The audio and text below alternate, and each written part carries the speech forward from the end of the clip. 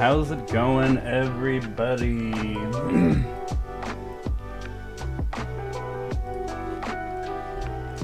So, in this video, turn down the music a little bit.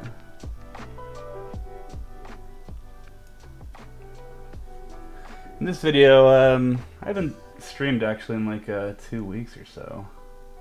Since I first got here. I just moved. If you can't tell, my background's a little bit different. But in this video, I kind of wanted to talk about what's going down in crypto the next few months, for like 2 months, 3 weeks, something like that, right?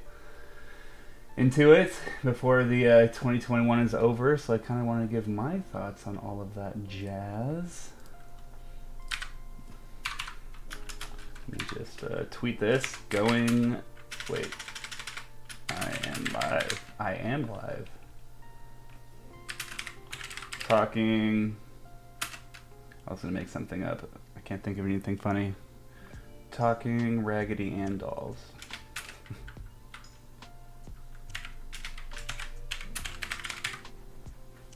Talking Q4 crypto. That's not really what I'm talking about, I guess.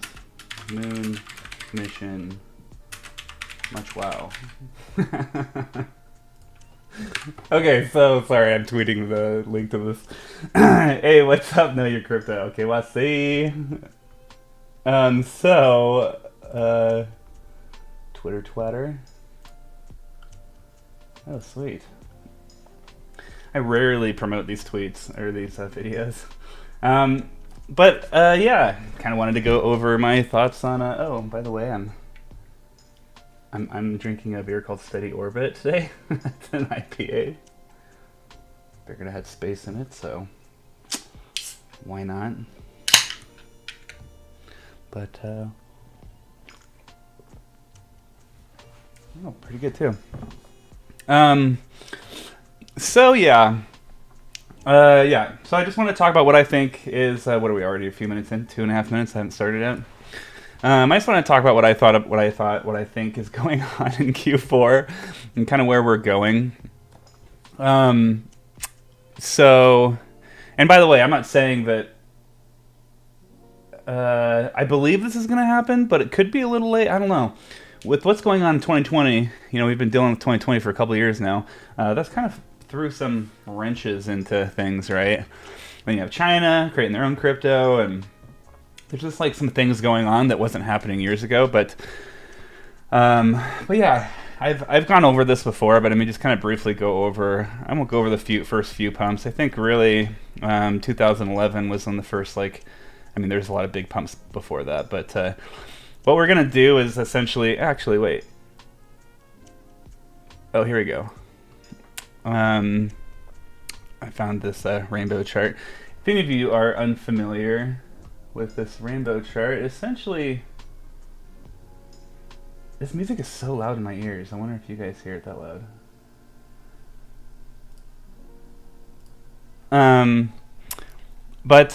Now the cool thing is this chart was actually created a long time ago. People have been charting this. This is actually the earliest one I think I've seen. But in 2014, somebody charted this. And if you kind of look, let's see, 2017 was when we broke 10K. And it shows 10K like right at the beginning of 2018, which we hit 20K right at the beginning of 2018, right? So this is, but back in 2014, this is pretty right on, right? It showed that we were going to hit it in at the beginning of 2018, but we actually hit 10K about a year, or about 6 months before that. I don't know when it was, but it was in 2017. Wait, I could see right here.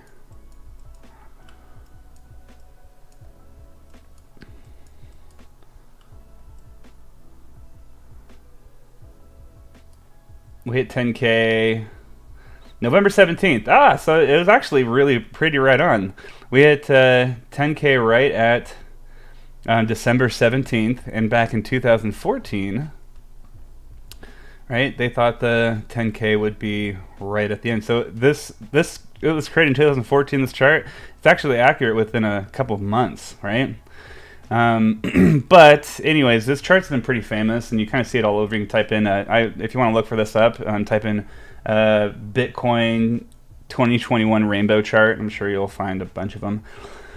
But this is the path that it's currently on, right? And if you see these little lines, these are the halvenings, right, where the Bitcoin rewards gets cut in half. So our next one looks like it's in 2024. For some reason in my mind, I've always had 2024 in my date as the... well, who knows? But anyways, here's where we're at, right? We're at 54,000 or something.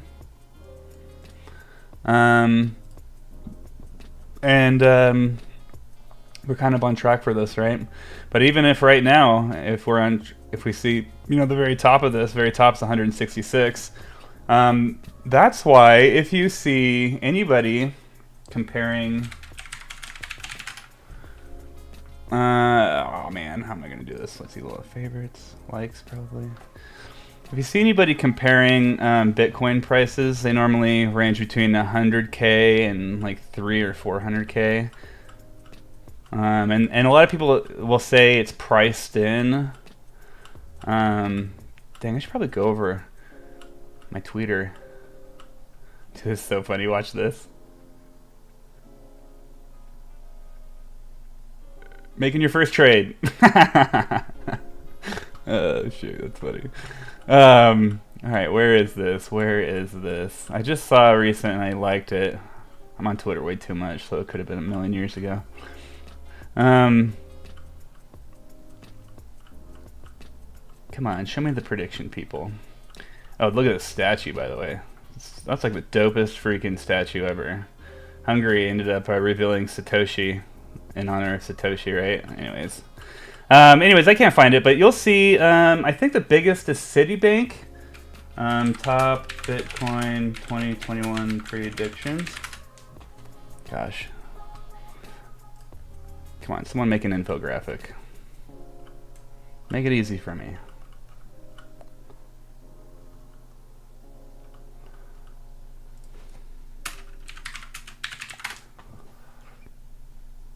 Oh yeah, so it was Citibank. So they oh, here we go. Maybe this is it.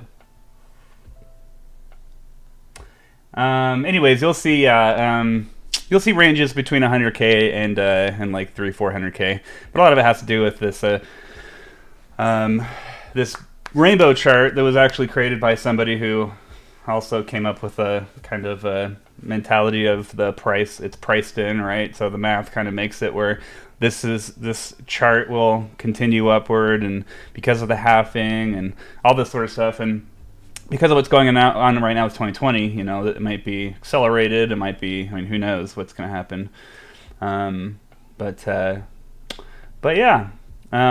So, I do think that, well, okay, here's the deal on timestamps as well. The only reason why a lot of people, including me, have been saying the end of the year is because if you kind of look at the pumps in 2013 is kind of when it started. At the end of the year, 2013 it pumped. Went from, the beginning of the year went from, what is this, $31 to $1,100. All right, and then in 2017 it also pumped as well. It went from the 1,000 to, did a 20x in that year. And then same sort of thing, pump, crash, correction, and then we find new highs. Pump, crash. It's funny. This is when the Bitcoin Cash, Bitcoin Satoshi Vision break happened. I'm actually really surprised that that crashed the Bitcoin price so much. But anyways, and now we are back into the pump. Now, obviously, this does look a lot different compared to 2017 and 14, go back to 11 and whatnot. Because let me remove this. Just because of what's been going on with 2020 and COVID and the economy and inflation and quantitative easing and all the China, and although the China nonsense, it's actually happened a couple of times. They've banned it the most serious this time though. No one's allowed to even have any association with Bitcoin. You can't be a citizen and have a Bitcoin business of any kind, even if it's offshore or whatnot. So it is more serious, but yeah.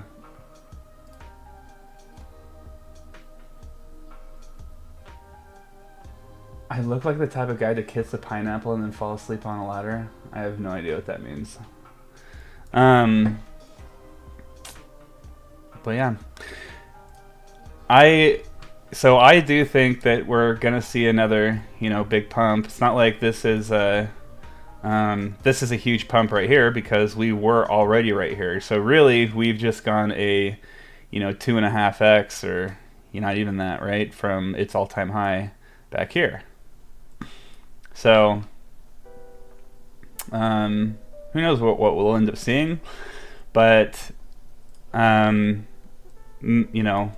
normally ends up happening as well is Bitcoin pumps up, all the other coins kind of follow, but then when Bitcoin kind of hits its peak and it'll start dumping, tens, hundreds of billions of dollars, maybe even $1 trillion plus into other altcoins.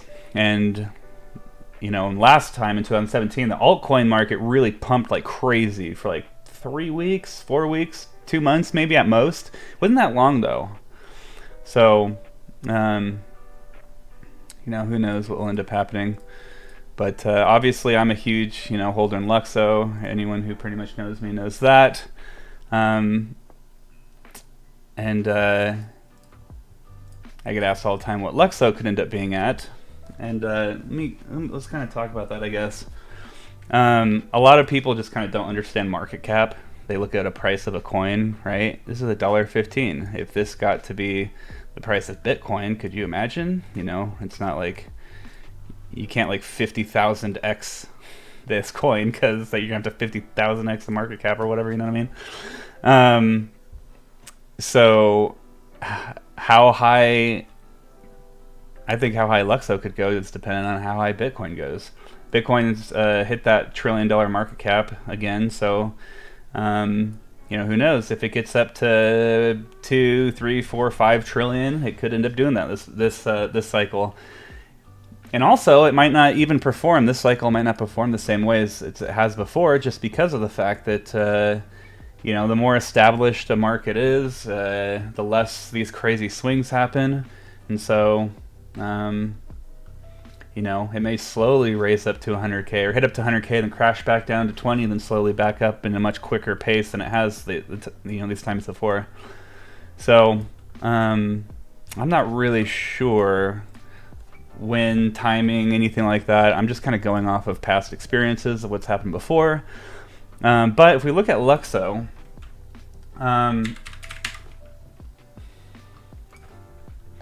the market cap, right? Has a market cap of 375 million. If we compared that to, all the Ethereum heads, we got Ethereum, Cardano, although I don't really see Charles as the founder of Ethereum. We have Gavin Wood with Polkadot, right? So even if it did reach the lowest market cap project, which is 36 billion, that's 100x, right? Because we're at pretty much 375 million. So 375 million divided by, let's see, what is it? I'll just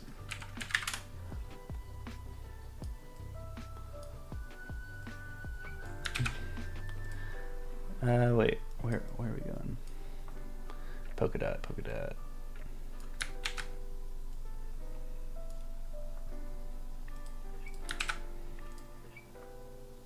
Oh shoot, I messed up. Anyways, it's a 10x. Dang it.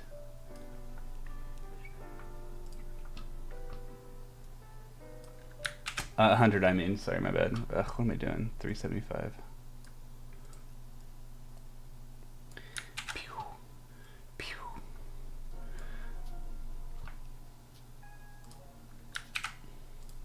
There you go. 96.21.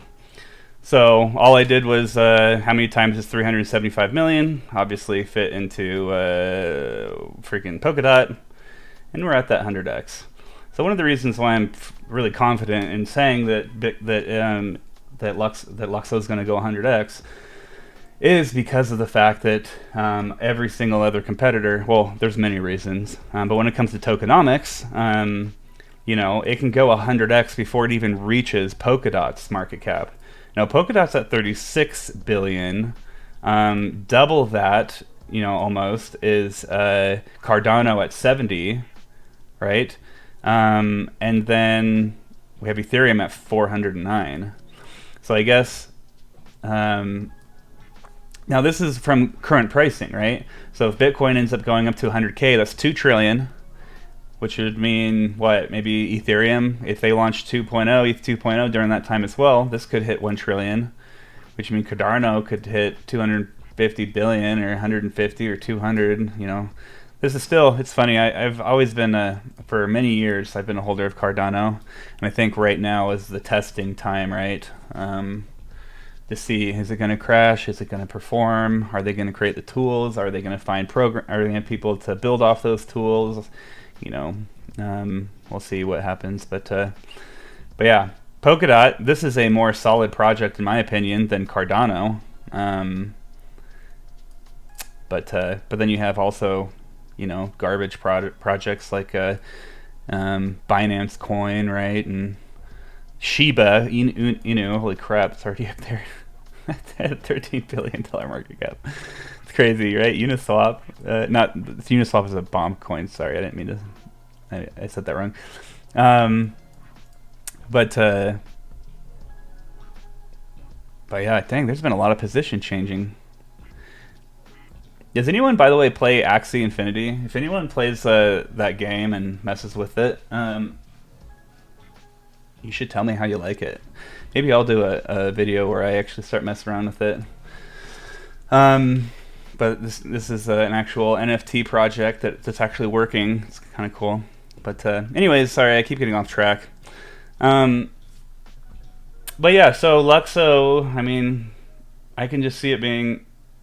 And by the way, I'm not against any of these projects. I'm just saying, when it comes to tokenomics, if you're not looking at anything else, you're not looking at the legitimacy of the project, you're not looking at the owners, the founders, or advisors, or the white paper, or anything like that, just specifically the tokenomics, Luxo's in a really good position. What if Bitcoin gets to that 100K? Well, that's a 2x.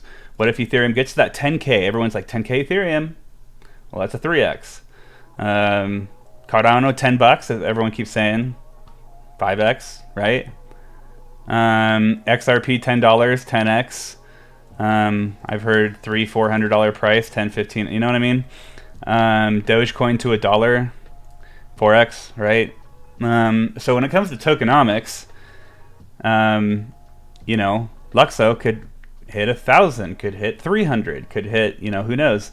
And with the market cap so low, if it just hit $1 billion, that's just $1 billion or $2 billion. That's a better tokenomics than all of these tokens, and that would put you in the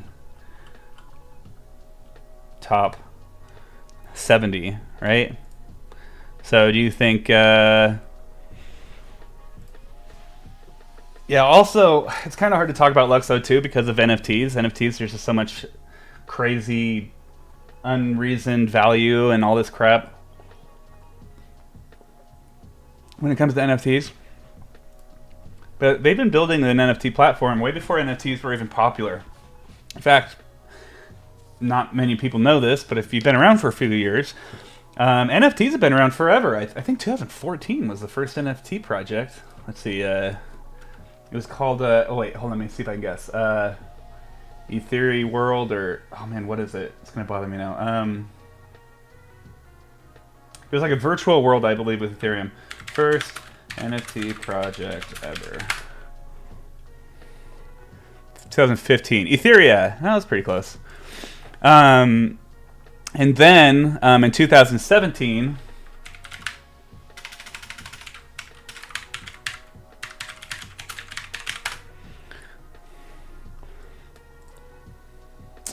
Well, in 2017, that's when there we go. First game launches November 20th, 2017. This is when I guess it became really popular. This is when everyone sort of heard of NFTs, and it became really popular. And then it disappeared. It was very popular for about 6 months, and then probably like 3, 4, 5 months into 2018, I just stopped hearing about NFTs. And then Fabian Vogelsteller actually, right? He he actually set up the ERC 1155 joint. What was it?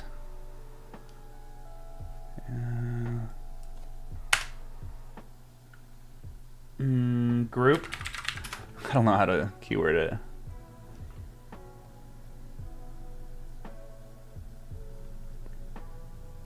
Anyways, they were taking the ERC 721, the ERC 1155. They were taking all these standards and trying to figure out how you can kind of put them together. And Fabian was the one that was that kind of came out with his idea about Luxo, and he's been building it since I don't know, 2018, a couple years now. He's been thinking about it obviously for a couple years. Wait, oh yeah. I'm not exactly sure when he actually started building upon this. You can check in GitHub. Right? How do I go back to the very beginning?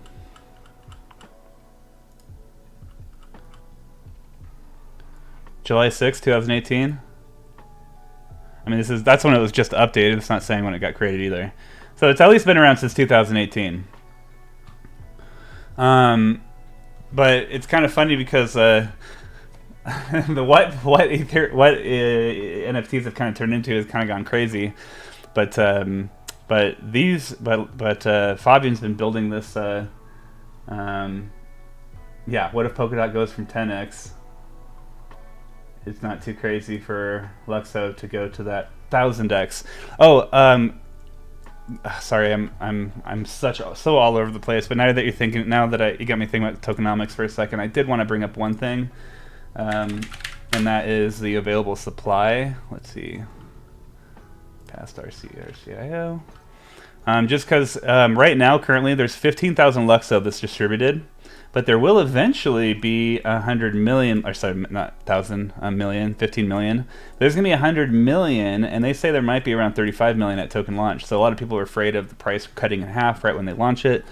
In fact, if you watch my interview, in fact, I just retweeted something as well on my page.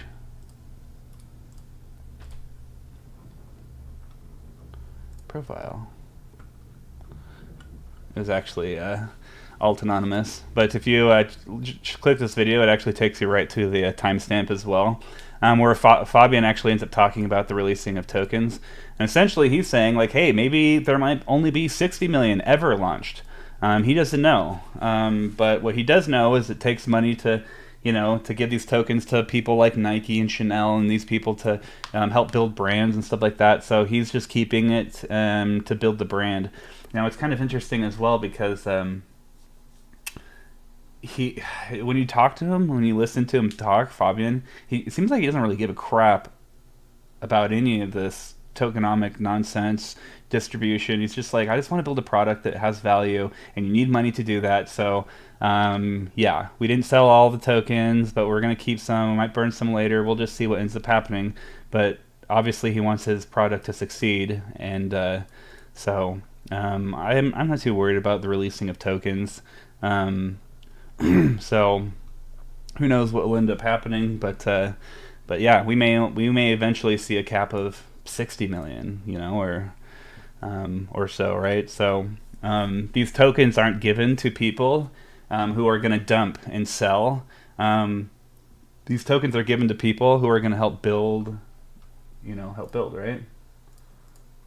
Help build the product and build products on top of Luxo and all that jazz.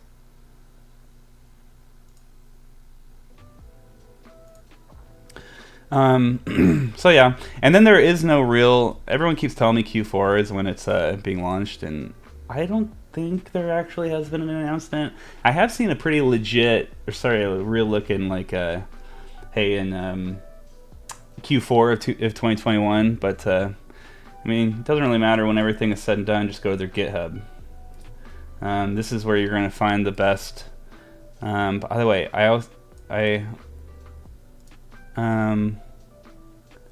oh my goodness, this is literally the first time ever that I've looked, and it's been more than 24 hours since they've updated something. But they're constantly working on stuff. But you'll be able to see what they're working on. The second they update something, it'll show. So you can kind of follow them that way. That's probably the best way to look. But oh yeah, I just figured I'd talk about this too, because we're in kind of a funky situation where this coming weekend, from like the 15th to the 19th, 15th, 20th, 14th, 21st, something like that, somewhere in this time, the United States could default on its debt. Hope they say up towards November 4th, right? So it could end up being longer. The United States has never defaulted on their debt, so if they did, that's going to downgrade the United States credit rating. It's going to officially make us not a financial superpower. And already the dollar is being diminished by China. China's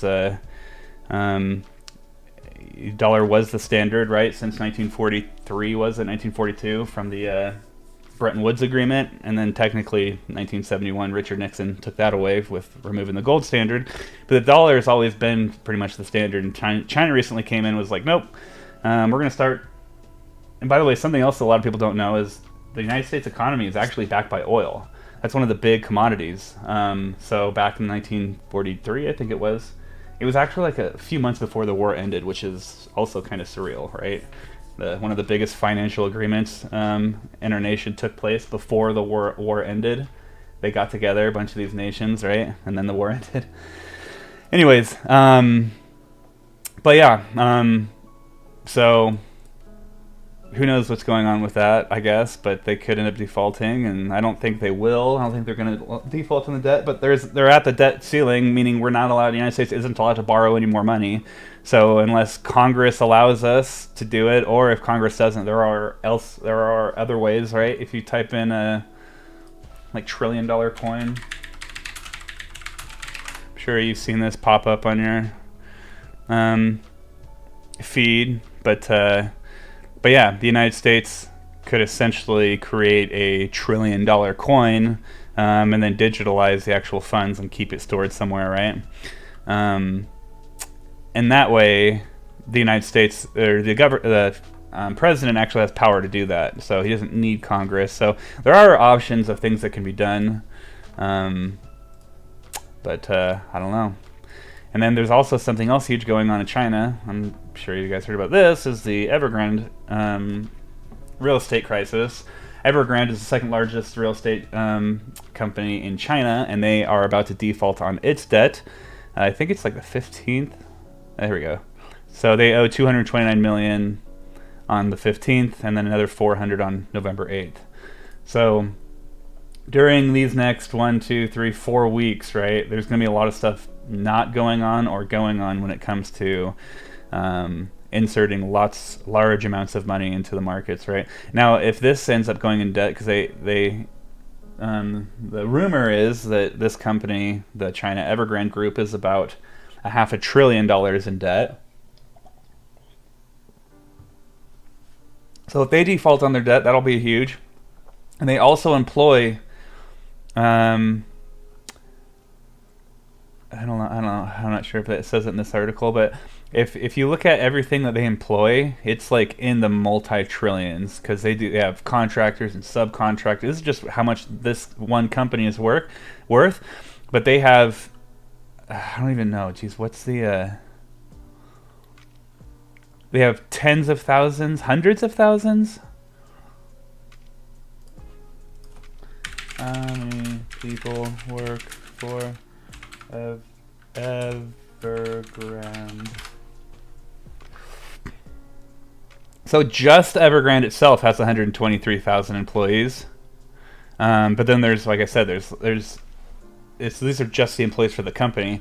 When you take a company this big and it ends up shutting down, you have lots of other companies that rely off of this company. In fact, there's a bunch of people in our markets that they think, like, Blackwater and Blackwater.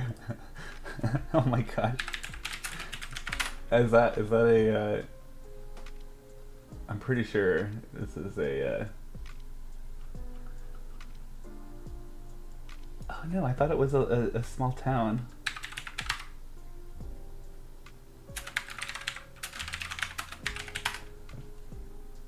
Blackwater.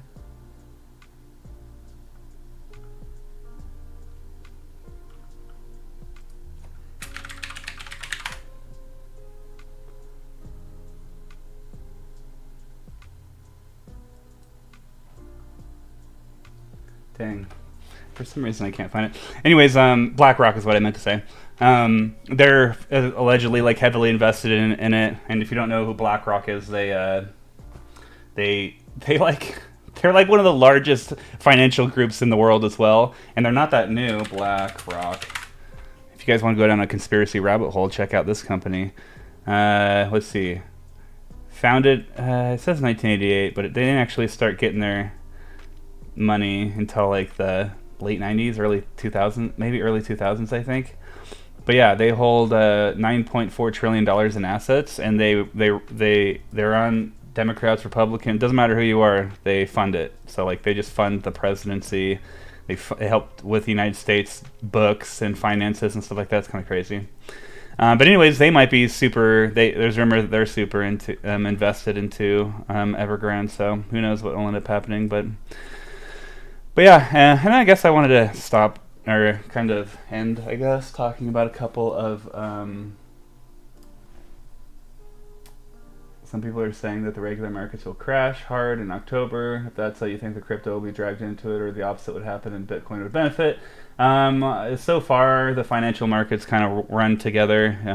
Stocks crash, Bitcoin crashes. So far, it's kind of been that way. Bitcoin recovers faster, since all these crashes have been taking place. But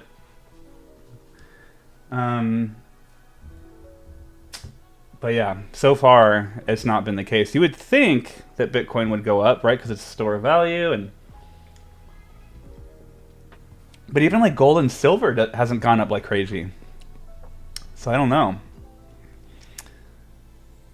It is kind of scary too, because everyone's putting their money into the stock market. When they get their $1,200 check, people used to buy, TVs and cars. Now everyone's throwing it into Dogecoin and Shiba Coin and whatever some TikToker says. So when the markets crash, it's going to be real bad, right? Just because everyone's money will be wiped out real quick. But yeah, Luxo hasn't been announced, but I'm sure when it does, you'll see a nice 100, 200, 300% gain at least from that announcement.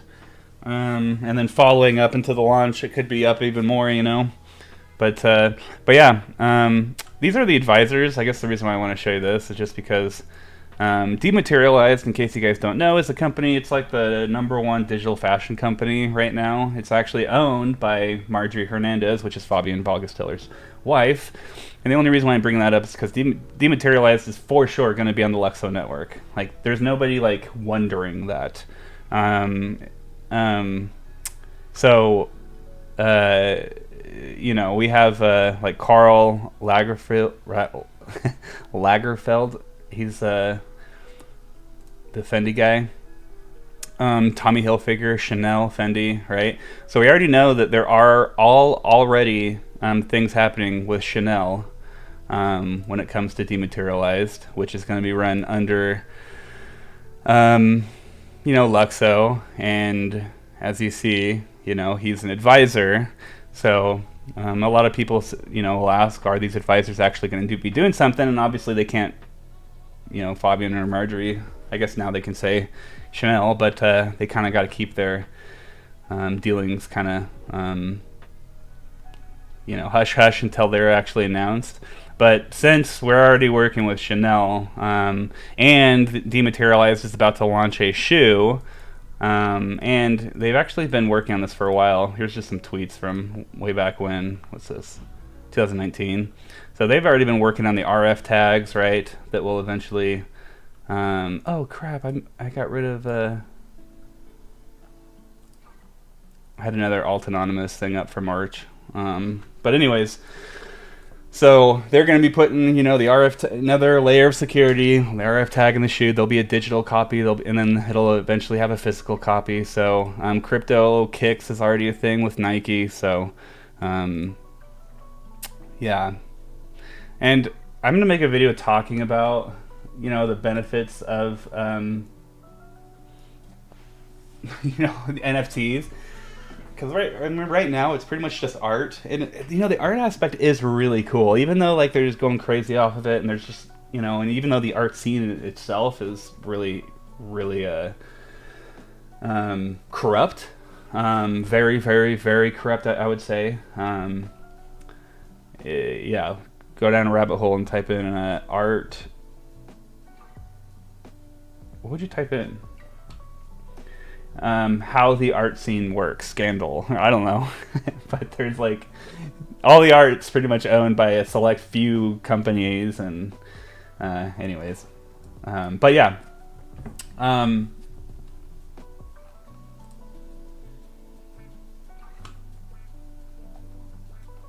sorry, I thought it kicked off. But the art thing is really cool. I mean, just think if some of the artists back in the day, your favorite artist could end up, every single time that art piece was sold, the original artist could get money from it. So their art forever, they'll be getting residuals off of it. Well, you sold a piece of art, and now in 300 years, think about the money that it'd be selling at that time, right? So that part of it's really cool. Being able to see who the original owner and creator of every single art piece, be able to track it back and see what they're currently doing, what all their art pieces are, how many of them have been sold, and this is just a lot. With art, it's just a lot easier to track, help, grow, help with personal brands. If you're an artist, right, you can actually. I think what NFTs does a lot. The thing that gets me most excited is it essentially will allow people to work for themselves a lot easier. I think there already are kids that are playing video games that are making tons of money, but I think it'll become a regular thing.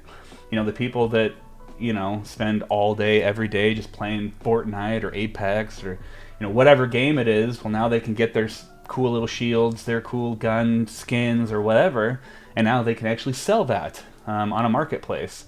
So that's really cool, right? Athletes will be able to you'd think that it's all about winning games and Super Bowls, which it is, for football and and soccer and all these sports. Of course they want to be champions, but they also want to make a bunch of money. So if you have an athlete with a huge following on many social medias, you can kind of put all those social medias, put it together, kind of know exactly how much pull and clout that certain athlete has, and it could really help out athletes when it comes to their brands, and when it comes to when they end up retiring and they don't know what to do with their money. It's kind of interesting. You hear about athletes just lose all their money. It's well, they're 18-year-old, 19-year-old kids. They go right into college, and then go right from college to NFL, and they really just play football every single day. It's all about football. Where regular people like us can, we have more time to do with our lives when it comes to learning about all this extra stuff, right? So now they can, I don't know, the collectible cards, right? I'm just thinking about Pokemon cards and Magic the Gathering and things like that. Now you can factually know how many of those cards are in circulation, who, maybe not who specifically, but what online brand owns them, right? You don't have to reveal yourself to anybody. You can be like Mr. X and have an Ethereum wallet, and now everyone knows you as Mr. X. I do think NFTs are also gonna, there already are online personas that are more valuable than their own personal personas, but NFTs will help with that. Obviously, Dematerialize is doing fashion, so you can take these things, you can put it in virtual reality games, you can put them in regular video games, you could put them in AR Snapchat filter type stuff.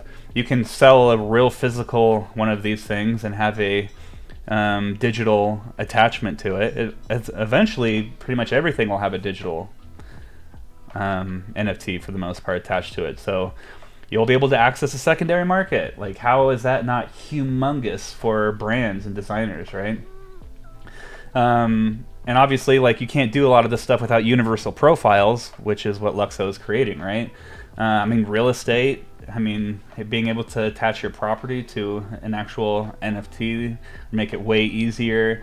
Obviously, music and you'll be able to stream music and actually get, every time it streams, you'll get paid. It'll be a lot less shady than it's currently going on Spotify. Web domains will never be able to take down. Event tickets, that's a big one, right? I don't know. There's just so many use cases of NFTs. I believe NFTs are one of those things that, like, kind of like Bitcoin, is hard to explain. What is Bitcoin? Well, it's a ledger that's decentralized, that's open, that acts as a store of value, as well as like, it's kind of hard to explain. You can drop some keywords, but until you actually understand what it is, right? Kind of like how the internet was hard to explain the internet back in the day. But I do think NFTs will bring I think it's going to bring crypto to the spotlight, in the sense where now everyone can use it. And I always kind of compare it, I like to compare AOL, not because AOL made it big and they crashed, but in the very beginning, nobody kind of knew what the internet was or the value of it, and then the AOL kind of showed you the value. Netscape showed you the value of the internet. And slowly these applications were getting built, and now we obviously see the value of the internet and all the stuff it can do, but it'd be hard to explain that before all this stuff was around, right? I think blockchain is going to be that way, and I think within blockchain, NFTs are going to be that way. So, anyways, I've been doing this for like 40 minutes. I should probably head out now. I'll try to be doing this every Sunday. I don't know why. Actually, I know why. I just have I don't like the crypto YouTube space. That's why. I look at almost every single person that has over 100,000 followers. Not everyone, because obviously, I got Crypto Daily down here, Andreas Antonopoulos, Coffeezilla. He's not really a crypto guy, but still, like, there's just a lot of dishonest, shady crap going on crypto, on YouTube, and it's not just crypto. It's actually all of YouTube. Everybody's kind of like all about the algorithm, and I don't really care about the algorithm. I don't care about clickbait. I just want to make videos to make videos. But I've just realized that if I end up doing that, I don't think my channel will ever be huge. I'll never be able to, count this as an income. I never really thought I would have this as an income, as a actually reliable one. But I thought it might be a nice way to earn some extra cash on the side, as well as, take all the YouTube profits and give it away. Maybe do some brand collabs or something. I don't know. I don't really know. But the YouTube algorithm makes me kind of depressed. And when you go to see people that have like hundreds of thousands of followers and they just rip off their followers, and I'm here to teach people how to make money in crypto. Oh, is that why you talked about 400 tokens and why they all could moon within the next 12 months? Like, you can't, I don't know. So I've just been trying to figure out what I want my channel to be and everything. So I think that's why I'm actually, if you guys want to subscribe to Skystrick Live, you can see the channels at the bottom. I'm going to be moving this live stream just to this one, but I'll be doing a lot more live streams, but it'll just be more casual, not always in front of a computer. I'll be in front of my phone and stuff like that, but that way I can actually communicate on a more regular basis without feeling like, I got to talk about something, have slides up and all this jazz, right? So, and then this channel, actually, I think what I want to turn it into is just talking about the crypto space in general. Who these people, who these head hunt, like who is Andreas Antonopoulos, who is Adam Beck, who is, what's eCash, right? Why is that? And who's Nick Zabos? Like, a lot of these people that have been huge in the crypto space, and crazy stories, right? People faking their deaths, stealing money, crypto hacks, right? I think I just want to tell stories about crypto, and then use my live channel for all my news and stuff. And then when I find a project I like, I'll make a video about it, like I did Luxo a year ago or whatever, right? But But yeah, I'm kind of trying to figure out what I want to do with my channel. I also don't haven't put up my green screen yet, so I'm kind of like self-conscious of my fluffy hair. Oh yeah, I got a haircut. You guys, I've never had my hair that short on stream. Normally it's like down here, right? But yeah, I guess that's it. If you guys do want to chit chat, hit me up on Twitter. I'm on Twitter all the freaking time, right? I'm always listening. I'll respond to any DM message that you end up sending me, right? For the most part. And then I also have a Discord. I don't know. It's in the links, I think, of this video. It's that Discord. Just to let you know, it's just kind of me hanging out with a few people. It's nothing serious or crazy. But anyways, you can. Those are probably the two places where I talk most casual about random stuff, and you can just ask a random question. But yeah, I'll try to be here again on next Sunday, and we'll kind of go over everything that. But yeah, we're here a couple months away from end of 2021, so a lot of people could have their lives changed here in the next couple of months if things go the right way. So hopefully it does, and